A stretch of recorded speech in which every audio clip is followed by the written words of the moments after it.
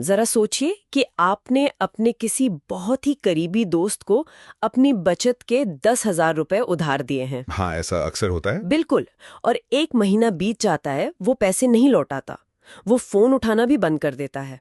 आपको बहुत गुस्सा आ रहा है। जाहिर सी बात है। लेकिन तभी सरकार बीच में आती है और कहती है कि चूंकि आपके दोस्त ने पैसे नहीं दिए हैं, इसलिए अब आपको अपने बैंक अकाउंट से और 10,000 रुपए निकालकर एक ऐसे लॉकर में बंद करने होंगे जिसे आप छू नहीं सकते। ओहो। सिर्फ ये साबित करने के लिए कि आप इस नुकसान को सह सकते हैं। सुनने में ये बात बिल्कुल पागलपन लगती है ना?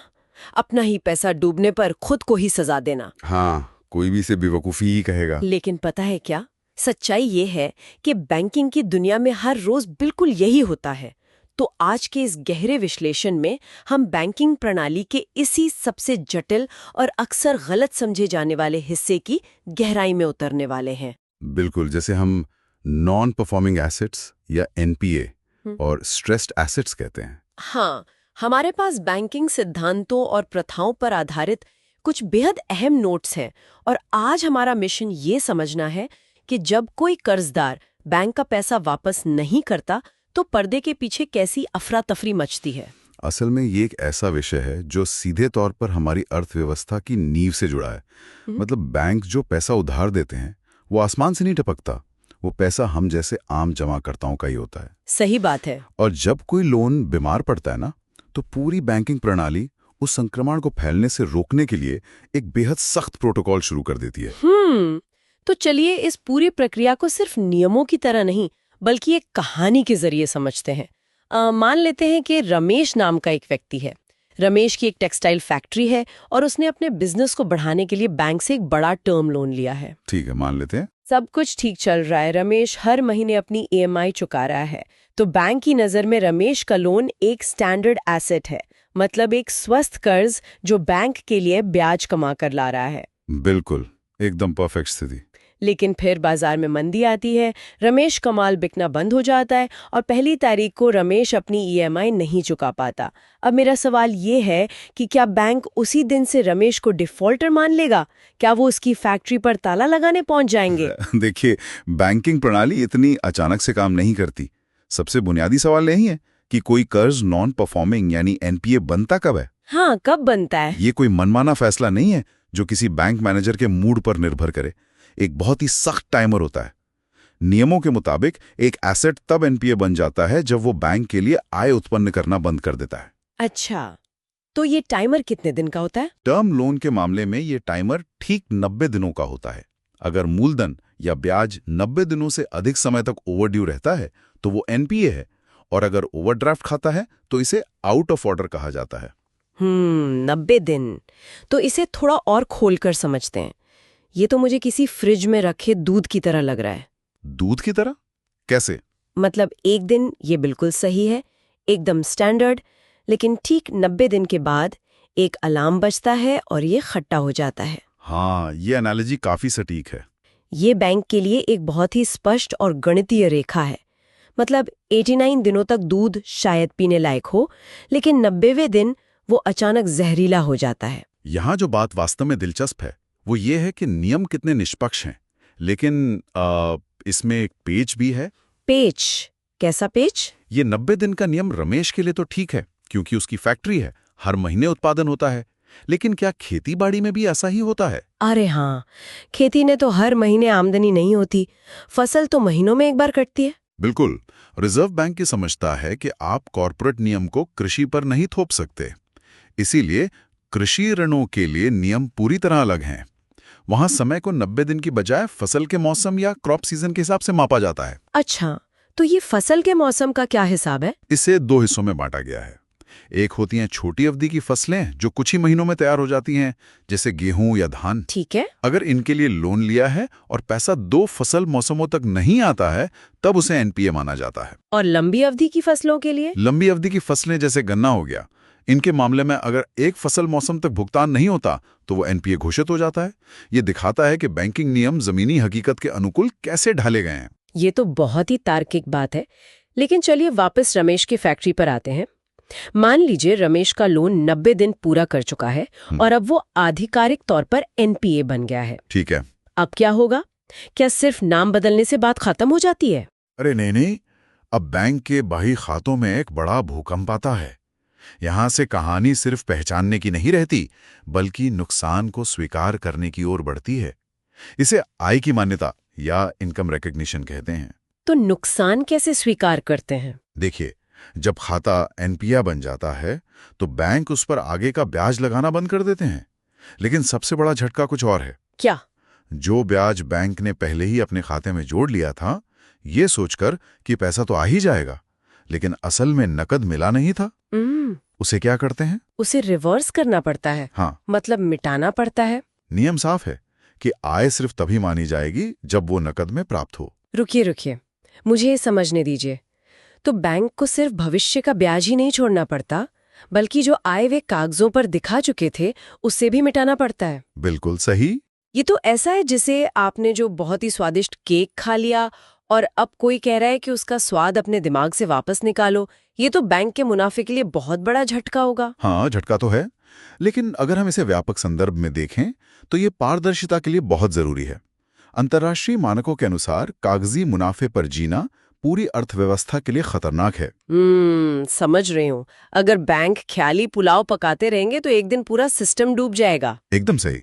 और इसीलिए जैसे ही लोन एनपीए बनता है, उसे अलग अलग श्रेणियों में बांटा जाता है, जिसे एसेट क्लासिफिकेशन कहते हैं। अच्छा, तो एनपीए के भी अलग अलग प्रकार होते हैं? हाँ, ये किसी अस्पताल के मेडिकल ट्रियाज सिस्टम की तरह है, जो बताता है कि कर्जदार की आर्थिक स्थिति कितनी गंभीर है। सबसे पहले आता है सब स्टैंडर्ड। सब स्टैंडर्ड मतलब? वो एनपीए जो 12 महीने या उससे कम समय के लिए इस स्थिति में रहा हो। रमेश का लोन 90 दिन पार करते ही सबसे पहले इसी श्रेणी में आएगा। और अगर रमेश 12 महीने बाद भी पैसे नहीं देता तो वो लोन और भी गंभीर श्रेणी में चला जाता है, जिसे डाउटफुल कहते हैं। डाउटफुल? नाम से ही लग रहा है कि अब पैसे मिलने की उम्मीद कम है। हाँ, जो 12 महीने से अधिक समय तक सब स्टैंडर्ड रहा हो, वो डाउटफुल हो जाता है। और इसके बाद आती है आखिरी और सबसे खौफनाक श्रेणी, लॉस एसेट्स। लॉस एसेट मतलब खेल खत्म? हाँ, लॉस एसेट का मतलब है कि ऑडिटर्स या रिजर्व बैंक ने मान लिया है कि पैसा पूरी तरह डूब गया है। भले ही इसे पूरी तरह से राइट ऑफ न किया गया हो, लेकिन इसकी वैल्यू अब शून्य मानी जाती है। ओहो, तो चूंकि कर्ज की स्थिति बदतर हो रही है, सब स्टैंडर्ड से डाउटफुल और फिर लॉस की तरफ, बैंक हाथ पर हाथ धरकर तो नहीं बैठ सकता ना? बिल्कुल नहीं बैठ सकता। उसे भविष्य के इस झटके को सहने के लिए अभी से तैयारी करनी होगी। और यहीं से आता है हमारा तीसरा और सबसे अहम हिस्सा, प्रोविजनिंग नियम। प्रोविजनिंग, ये वही है ना जिसकी बात मैंने शुरुआत में की थी, अपने ही पैसे को लॉकर में बंद कर देना। एकदम सही पकड़ा आपने। बैंक को अपने मौजूदा मुनाफे में से कुछ हिस्सा इन खराब कर्जों के जोखिम को कवर करने के लिए अलग रखना होता है। तो इसके लिए क्या रेट्स होते हैं? मतलब कितना पैसा अलग रखना पड़ता है? ये स्थिति की गंभीरता पर निर्भर करता है। अगर लोन लॉस एसेट बन गया है तो पूरे 100% का प्रोविजन करना पड़ता है। 100%? मतलब पूरा का पूरा पैसा अपने मुनाफे से निकालकर अलग रख दो? हाँ, और अगर डाउटफुल एसेट है तो उसमें 2 हिस्से होते हैं। अगर लोन असुरक्षित था, यानी बिना किसी जमानत के, तो उसके लिए भी 100% प्रोविजन। और अगर सुरक्षित था? अगर सुरक्षित हिस्से की बात करें तो समय के आधार पर 25% से लेकर 100% तक अलग रखना पड़ता है। अच्छा, और जो लोन अभी सिर्फ सब स्टैंडर्ड है, उसके लिए क्या नियम है? सब स्टैंडर्ड लोन के लिए कुल बकाया पर 15% प्रोविजन लगता है, और अगर वो असुरक्षित है तो 25%। अब देखिए, यहाँ बात सच में बहुत दिलचस्प हो जाती है। मैं समझ सकती हूँ कि खराब कर्ज के लिए, मतलब लॉस या डाउटफुल के लिए, पैसे अलग रखे जाएं। लेकिन मैंने नोट्स में पढ़ा है कि बैंक स्टैंडर्ड एसेट्स के लिए भी पैसे अलग रख रहे हैं। जो लोग समय पर पैसा दे रहे हैं, जिनका कर्ज बिल्कुल स्वस्थ है, उन पर भी ये प्रोविजनिंग का टैक्स क्यों? ये बहुत ही बढ़िया सवाल है। मतलब ये तो पूंजी को फंसाना हुआ ना? सतह से देखने पर ऐसा ही लगता है, लेकिन यही एक मजबूत बैंकिंग प्रणाली की निशानी है। आप इसे ऐसे समझिए कि ये बारिश होने से पहले छाता खरीदने जैसा है। बारिश होने से पहले छाता? हाँ, जब सब कुछ अच्छा चल रहा होता है तब भी हर अच्छे कर्ज में थोड़ा सा सिस्टमिक रिस्क छिपा होता है। इसे एक विशाल मालवाहक जहाज की तरह सोचिए। Cargo ship? हाँ, जहाज पर जैसे जैसे सामान लादा जाता है, उसे स्थिर रखने के लिए जहाज के निचले हिस्से में पानी भरना पड़ता है, जिसे बैलास्ट वाटर कहते हैं। अच्छा, ताकि जहाज पलटे नहीं। बिल्कुल। स्टैंडर्ड एसेट पर प्रोविजनिंग उसी बैलास्ट की तरह है। ये मानकर चलता है कि अर्थव्यवस्था कभी भी बदल सकती है, इसीलिए कृषि के लिए 0.25%, सामान्य लोन के लिए 0.40% और कमर्शियल रियल एस्टेट के लिए पूरे 1% का प्रोविजन पहले दिन से ही करना पड़ता है। क्या बात है, ये बहुत ही बेहतरीन उदाहरण था। लेकिन मेरे दिमाग में एक और सवाल घूम रहा है। हाँ, पूछिए। क्या 90 दिन तक इंतजार करना और फिर जब लोन एनपीए हो जाए तब अचानक से प्रोविजनिंग करना ही एकमात्र रास्ता है? मतलब क्या समझदार सिस्टम बीमारी को गंभीर होने से पहले पकड़ने की कोशिश नहीं करता? करता है ना। और यहीं पर हमारा अगला कंसेप्ट आता है। रिजर्व बैंक के पास 90 दिन से पहले की चेतावनी देने वाले एक बहुत ही शानदार सिस्टम है। वो क्या है? इसे कहते हैं स्पेशल मेंशन अकाउंट्स या एसएमए। एसएमए ये कैसे काम करता है? जैसे ही रमेश की ईएमआई एक दिन भी लेट होती है, उसका खाता एसएमए में चला जाता है। अगर 1 से 30 दिन की देरी है तो वो एसएमए 0 है। और अगर देरी बढ़ती गई तो? अगर 31 से 60 दिन की देरी है तो एसएमए 1 और 61 से 90 दिन की देरी पर ये एसएमए 2 बन जाता है। तो इसका कुल मतलब क्या हुआ? ये तो मुझे कार के डैशबोर्ड पर जलने वाली उस चेक इंजन लाइट की तरह लग रहा है। अरे वाह, बिल्कुल सही। मतलब इंजन अभी फेल नहीं हुआ है, लेकिन लाइट आपको बता रही है कि भाई ध्यान दो, 30 दिन या 60 दिन में सब कुछ खत्म हो सकता है। एकदम सटीक। और अगर लोन का अमाउंट बड़ा है, जैसे 5 करोड़ या उससे अधिक, तो बैंकों को क्रिल्क नाम के डेटाबेस में इसकी रिपोर्टिंग भी करनी होती है। क्रिल्क मतलब बाकी बैंकों को भी पता चल जाएगा कि रमेश पैसे नहीं दे रहा है। हाँ, ताकि रमेश एक बैंक का कर्ज चुकाने के लिए दूसरे बैंक से लोन न ले सके। ये तो बहुत ही चुस्त व्यवस्था है। लेकिन मान लीजिए रमेश सच में किसी जेन्युइन वित्तीय परेशानी में है, क्या बैंक उसकी मदद नहीं कर सकता? क्या लोन की शर्तें बदली नहीं जा सकती? बदली जा सकती हैं। बैंक लोन का समय बढ़ा सकता है या ब्याज दर कम कर सकता है। इसे रीस्ट्रक्चरिंग कहते हैं। तो इसमें तो कोई बुराई नहीं है। बुराई है, ये एक बहुत ही महत्वपूर्ण सवाल उठाता है। अतीत में बैंक अक्सर अपने खराब कर्जों को छिपाने के लिए बार बार रीस्ट्रक्चरिंग करते थे, जिसे एवरग्रीनिंग ऑफ लोन्स कहा जाता था। अच्छा, मतलब कागजों पर सब हरा भरा दिखाना। हाँ, इसीलिए अब नियम है कि जैसे ही किसी लोन को रीस्ट्रक्चर किया जाता है, उस खाते को अक्सर सब स्टैंडर्ड यानी एनपीए में डाउनग्रेड कर दिया जाता है। बाप रे, मतलब मदद भी मिलेगी लेकिन सजा के साथ। हाँ, और उसे तब तक वापस स्टैंडर्ड नहीं माना जाएगा जब तक कि वह एक निर्दिष्ट अवधि तक लगातार अच्छा प्रदर्शन ना करे। रीस्ट्रक्चरिंग कोई खैरात नहीं है। इसे इतनी सख्ती से डिजाइन किया गया है ताकि कोई इसका गलत फायदा न उठा सके। और क्या होगा अगर रमेश के पास पैसे हैं लेकिन वो जानबूझकर नहीं दे रहा? ओहो, ऐसे लोगों के लिए तो बहुत ही सख्त शब्द है, विलफुल डिफॉल्टर। जो लोग जानबूझकर पैसा नहीं चुकाते या धोखाधड़ी करते हैं, उन्हें रीस्ट्रक्चरिंग का कोई फायदा नहीं मिलता। तो उनके साथ क्या होता है? उनके लिए नए कर्ज के सारे दरवाजे बंद हो जाते हैं और बैंक को ऐसे मामलों में तुरंत अधिक प्रोविजनिंग करनी पड़ती है। तो इस पूरे गहरे विश्लेषण से ये स्पष्ट हो जाता है कि बैंकिंग सिर्फ कैश काउंटर पर पैसा जमा करने और उधार देने के बारे में बिल्कुल नहीं है। बिल्कुल नहीं। ये डेटा, पूर्वानुमान और अनुशासन का एक बहुत ही जटिल जाल है।